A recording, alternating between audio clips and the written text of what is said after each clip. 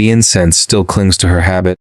Sister Lucia is 26 years old, and she can smell the myrrh and frankincense from the morning prayers, mixing with something else, now smoke, and underneath the smoke the copper salt tang of blood, seeping through the cathedral stones. She was until 3 hours ago a bride of Christ at the convent of Santa Maria del Carmen, a woman who had taken vows at 16 and spent 10 years in contemplation prayer, and the quiet work of illuminating manuscripts that the monastery sold to churches throughout the Italian peninsula.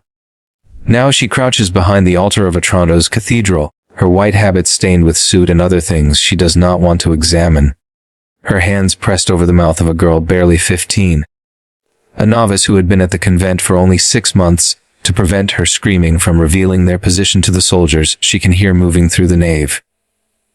Through a gap between the altar and the wall, she can see what is happening. Ottoman soldiers are methodically working through the cathedral, pulling people from their hiding places, separating them into groups. The men are being bound and led outside toward the hill that the people of Otranto call the Minerva. The women are being handled differently. The soldiers are examining them, evaluating, making assessments that Lucia recognizes from her father's livestock markets, the calculation of value that precedes sale.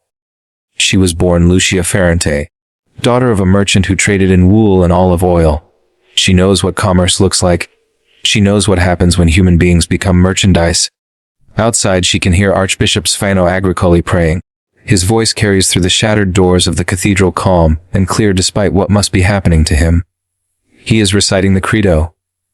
I believe in one God, the Father Almighty, maker of heaven and earth. And she can hear other voices joining his. Hundreds of male voices raised in the profession of faith that will be their last words.